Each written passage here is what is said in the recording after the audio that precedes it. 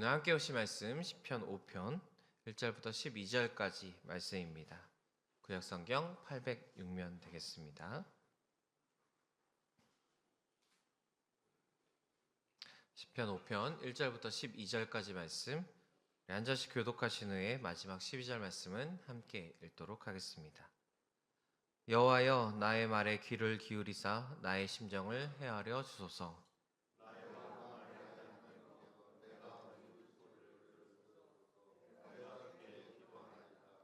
여호와여, 아침에 주께서 나의 소리를 들으시리니 아침에 내가 주께 기도하고 바라리이다.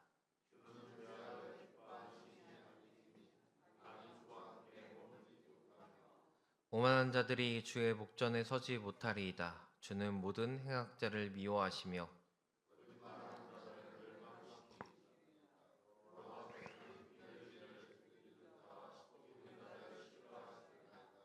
오직 나는 주의 풍성한 사랑을 힘입어 주의 집에 들어가 주를 경외함으로 성전을 향하여 예배하리이다.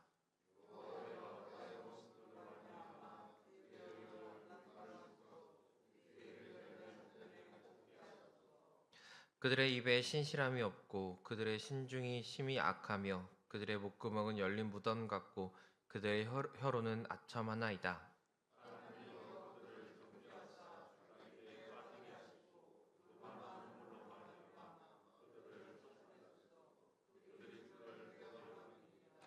그러나 주께 피하는 모든 사람은 다 기뻐하며 주의 보호로 말미암아 영원히 기뻐 외치고 주의 이름을 사랑하는 자들은 주를 즐거워하리이다. 여호와여, 주는 의인에게 복을 주시고 방패로 함같이 은혜로 그를 호위하시리이다. 아멘. 오늘도 주님 주신 이 귀한 하루를 은혜로 감사로 살아가시는 여러분들 되시기를 축복합니다.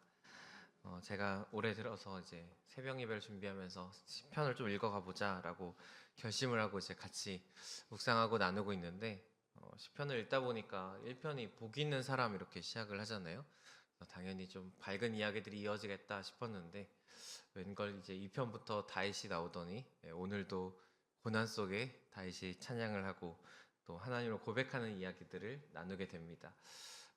그렇게 생각해 보면 다윗은 참 많은 일들을 겪었던 사람이 아닌가, 또 많은 고난을 겪었던 사람이 아닌가 싶습니다. 그런데 그 고난을 겪을 때마다 또 하나님을 찬양한 것이 다윗이었기 때문에 시편의 거의 반 조금 안 되게 한 75편 정도를 다윗이 지었다고 하는데, 우리의 믿음도 이런 고난을 겪을 때마다 그 순간 가운데 다윗처럼 하나님을 찬양하는 믿음이 되어지기를 축복합니다. 오늘 다윗은 기도하면서 하나님의 응답을 기다리고 있습니다. 고난 가운데 기도하는 것이 참 어렵지만 굉장히 절박하고 힘든 상황이지만 다윗은 기도하면서 하나님을 기다립니다. 이렇게 기도하며 기다릴 수 있는 이유가 몇 가지 있는데요. 먼저 첫 번째는 하나님이 어떤 분인지 다윗은 알고 있었기 때문입니다. 오늘 4절부터 6절까지 한 번 더 쭉 읽어보겠습니다. 주는 죄악을 기뻐하시는 신이 아니시니 함께 머물지 못하며 오만한 자들이 주의 목전에 서지 못하리이다. 주는 모든 행악자를 미워하시며 거짓말하는 자들을 멸망시키리이다. 여호와께서는 피 흘리기를 즐기는 자와 속이는 자를 싫어하시나이다. 아멘. 다윗이 고백합니다. 주는 죄악을 기뻐하는 신이 아니다. 하나님은 죄악을 기뻐하지 않으신다. 행악자를 미워하신다. 또 그들을 멸망시키시고 싫어하시는 하나님이시다라고 고백을 하고 있습니다. 비록 지금 내 상황이 어려워도, 지금 하나님을 믿는 자의 삶이 어려워도 그가 그렇게 견딜 수 있는 건 하나님은 나를 이렇게 내버려 두시는 분이 아니다라는 것을 정확히 믿고 있었기 때문입니다. 믿음이란 것을 많은 말들로 정의할 수 있지만 오늘 말씀을 토대로 한번 정의해 보자면, 결국 믿음은 하나님이 누구인가, 하나님이 나에게 어떤 분이신가, 또 이 땅에 어떻게 살아계신가를 믿는 것이 믿음이 아닐까 싶습니다. 우리가 그 하나님을 분명히 알고 있다면, 온전히 알고 있다면 이 고난 가운데 버틸 수 있고 또 이 고난 가운데 주님을 기다릴 수 있는 것이 우리의 믿음이 아닐까 싶습니다. 그러므로 여러분, 우리가 하나님을 깊게 알아야 할 줄로 믿습니다. 나에게 하나님이 어떤 분이신지, 누군가 나에게 하나님은 어떤 분이야? 라고 물었을 때 당당하게 소개하고 또 말할 수 있는 그러한 믿음과 또 그러한 경험들이 우리에게 있기를 축복합니다. 두 번째 근거는 하나님의 풍성한 사랑 때문이라고 이야기합니다. 우리 7절 말씀 함께 읽겠습니다. 오직 나는 주의 풍성한 사랑을 힘입어 주의 집에 들어가 주를 경외함으로 성전을 향하여 예배하리이다. 다윗은 여전히 자신에게 하나님의 풍성한 사랑이 있다라고 이야기를 합니다. 이 사랑이 있다라는 말은 하나님과의 나의 관계가 끊어지지 않았다라는 이야기입니다. 지금 나의 환경이 하나님의 사랑이 끊어져서 이런 환경이 된 것이 아니라 하나님의 사랑은 여전히 있고 그러나 내 상황은 고난이 있는 것이다. 그러니까 상황과 그 하나님과 관계를 분리해서 생각하게 된 것이죠. 다윗은 어려움에 빠져 있다고 하나님이 날 사랑하지 않는 것이 아니라 어려움이 있지만 여전히 하나님은 날 사랑한다라고 고백을 하고 있습니다.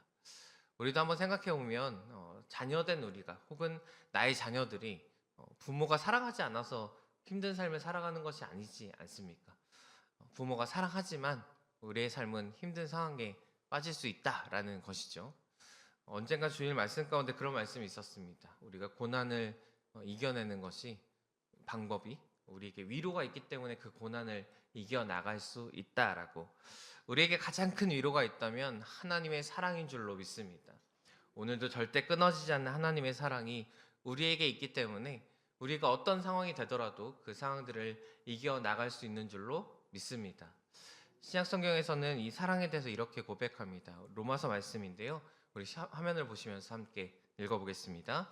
내가 확신하노니 사망이나 생명이나 천사들이나 권세들이나 현재일이나 장래일이나 능력이나 높음이나 기쁨이나 다른 어떤 피조물이라도 우리를 우리 주 그리스도 예수 안에 있는 하나님의 사랑에서 끊을 수 없으리라. 아멘.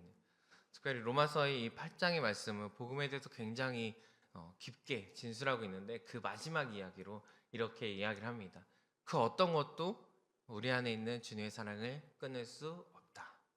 오늘도 이 사랑이 우리에게 있는 줄로 믿습니다. 여러분 이 사랑을 확신하십시오.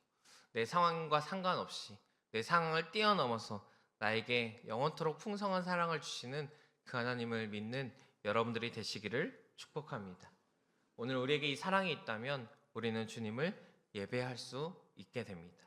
우리 7절 말씀 한 번 더 다시 한번 읽겠습니다. 오직 나는 주의 풍성한 사랑을 힘입어 주의 집에 들어가 주를 경외함으로 성전을 향하여 예배하리이다. 다윗은 고백하는 게 내게 사랑이 있습니다 라고 고백하면서 무엇을 하냐면 예배합니다 라고 고백합니다. 그 사랑으로 위로받는 어떤 그런 사람에서 멈춰 서 있는 게 아니라 내게 그 사랑이 있기 때문에 나는 이런 상황 속에서도 예배합니다 라고 이야기를 하고 있는 것이죠. 그 사랑으로 말미암아 멈추지 않고 그 사랑에 반응해서 오히려 그 사랑으로 힘입어서 다시 주님께 나아간다라고 이야기를 합니다. 저는 이것이 우리의 신앙의 가장 귀한 원리라고 생각합니다. 그것이 무엇이냐면 하나님의 사랑으로부터 출발하는 것입니다.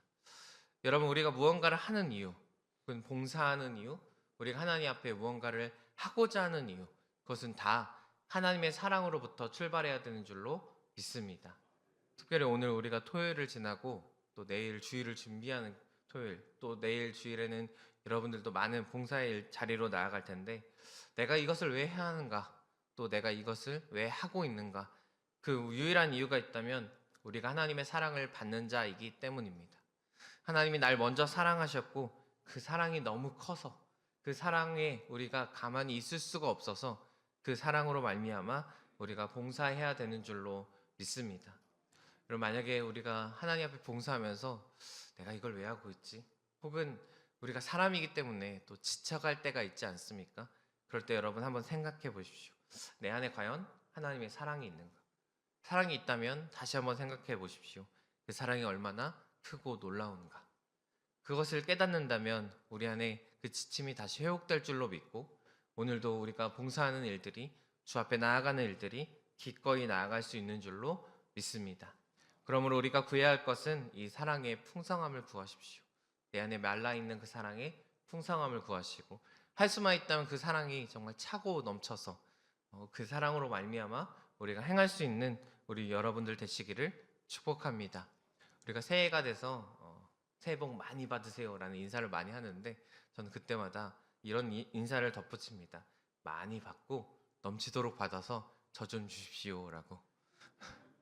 여러분 사랑을 구하실 때 하나님 내게 차고 넘치도록 달라고 기도하셔서 그 사랑이 넘쳐갖고 흘러가는 거죠. 네, 나도 가득 찼지만 그것이 가득 차고 넘쳐서 우리 주위에 있는 많은 사람들, 혹 이 사랑을 구할 수 없는 그런 상황들 가운데 낙심하고 빠져있는 사람들조차도 내가 그 사람들을 만나서 넘치도록 부어진 사랑으로 말미암아 회복을 선포하시고 사랑으로 말미암아 일어섬을 선포하시는 오늘 여러분들의 삶이 되어지기를 축복합니다.